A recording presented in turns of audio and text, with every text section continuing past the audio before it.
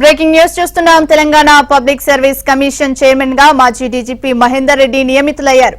TSPSC chairman గా మహేందర్ రెడ్డి నియామకానికి governor Tamilisai ఆమోదం తెలిపారు. ఆయన బీఆర్ఎస్ హయాంలో రాష్ట్ర డీజీపీగా పనిచేశారు.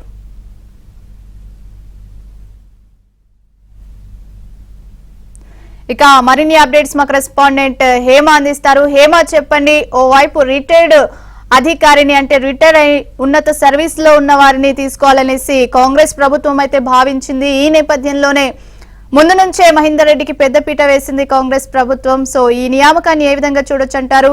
నిరుద్యోగుల్లో ఎలాంటి ఆశలు కలుగుతాయంటారు ప్రెసెంట్? ఎస్ ప్రియాంక, గత ప్రభుత్వం అదేవిధంగా గత సంవత్సరం సంచలనం సృష్టించినటువంటి టీఎస్పీఎస్సీ పేపర్ లీక్ అంశం ప్రతి ఒక్కరికి తెలిసిందే. అనంతరం గత ప్రభుత్వం పైన అనేక ఆరోపణలు, అదేవిధంగా పెద్ద ఎత్తున యువత నుంచి దుమారం కూడా ప్రభుత్వం పైన వచ్చింది. సో ఈ నేపథ్యంలోనే మొత్తం కూడా టీఎస్పీఎస్సీ మొత్తం టీం ని కూడా ప్రక్షాళన చేయాలి అంటూ కూడా అప్పుడు ప్రతిపక్షం ఉన్నటువంటి కాంగ్రెస్ ప్రభుత్వం కూడా అనేక సార్లు కోరింది. సో ఈ నేపథ్యంలోనే గత అసెంబ్లీ ఎన్నికల్లో ఈసారి ప్రభుత్వం తాము అధికారంలోకి వస్తే ఖచ్చితంగా యూపీఎస్సీ తరహాలోనే టీఎస్పీఎస్సీని కూడా ప్రక్షాళన చేస్తామంటూ అప్పట్లోనే విద్యార్థులకు, నిరుద్యోగులకు కాంగ్రెస్ ప్రభుత్వం హామీ ఇచ్చింది. అయితే దీంతో ఎప్పుడైతే కాంగ్రెస్ ప్రభుత్వం ఏర్పడిందో వెంటనే టీఎస్పీఎస్సీ పైన దృష్టి సారించింది. సో ఈ నేపథ్యంలోనే కాంగ్రెస్ అధికారంలోకి రాగానే ముఖ్యంగా టీఎస్పీఎస్సీ పైన సీఎం రేవంత్ రెడ్డి ప్రత్యేక దృష్టి పెట్టారు. టీఎస్పీఎస్సీలో ఉన్నటువంటి ప్రస్తుతం ప్రతి పరీక్ష పారదర్శకంగా నిర్వహించాలంటూ కూడా సీఎం నిర్ణయించారు. సో ఈ నేపథ్యంలోనే టీఎస్పీఎస్సీని పూర్తి స్థాయిలో ప్రక్షాళన చేసేందుకు కాంగ్రెస్ ప్రభుత్వం ఆల్రెడీ డిసైడ్ అయింది.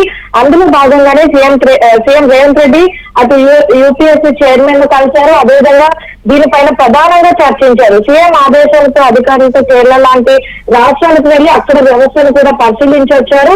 అనంతరం పూర్తిగా టీఎస్పీఎస్సీలో ప్రస్తుతం ఉన్నటువంటి ఉద్యోగులకు పెద్ద ఎత్తున నోటిఫికేషన్ కూడా జారీ చేశారు. పెద్ద ఎత్తున వీటికి అప్లికేషన్స్ కూడా వచ్చాయి.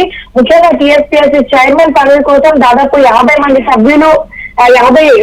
సభ్యుల కోసం 321 దరఖాస్తులు వచ్చాయి. అదేవిధంగా మిగతా జాబ్స్ కి కూడా పెద్ద ఎత్తున అప్లికేషన్స్ వచ్చాయి. సో ఈ నేపథ్యంలోనే ప్రభుత్వ ప్రధాన కార్యదర్శి సిఎస్ శాంతికుమారితో పాటు మరికొంతమంది అధికారులు కలిసి ఒక స్క్రీనింగ్ కమిటీ వేశారు. ఈ కమిటీ సమావేశమై దరఖాస్తులన్నింటినీ కూడా పరిశీలించింది. అయితే చైర్మన్ పదవి కోసం ముఖ్యంగా మహేందర్ రెడ్డితో పాటు ఒక రిటైర్డ్ ఐఏఎస్ అధికారి, మరోవైపు 2 నెలలు పదవి రిటైర్డ్ కాబోతున్నటువంటి మరొక ఐఏఎస్ అధికారి కూడా ఎంపిక చేశారు. మొత్తం 3 పేర్లను ఈ స్క్రీనింగ్ కమిటీ ఫైనలైజ్ చేసి సీఎం కి కూడా ఇవ్వడం జరిగింది. అయితే ఈ 3లో మాజీ డీజీపీ లాస్ట్ గవర్నమెంట్ టైమ్ లో డీజీపీగా పనిచేసినటువంటి మహేందర్ రెడ్డి ఒక్కరు కూడా ఉన్నారు. సో ఈ నేపథ్యంలో మహేందర్ రెడ్డి పైనే ప్రభుత్వం దృష్టి పెట్టింది. వెంటనే ఆ మెయిల్ ని కూడా గవర్నర్ కి పంపడం జరిగింది. సో గవర్నర్ కి ప్రభుత్వం ఇచ్చినటువంటి పేర్లు కాసేపటి క్రితమే డీజీపీ మహేందర్ రెడ్డిని టీఎస్పీఎస్సీ చైర్మన్ గా కూడా గవర్నర్ ఆమోదిస్తూ కూడా జీవో జారీ చేయడం జరిగింది. సో ఈ నేపథ్యంలో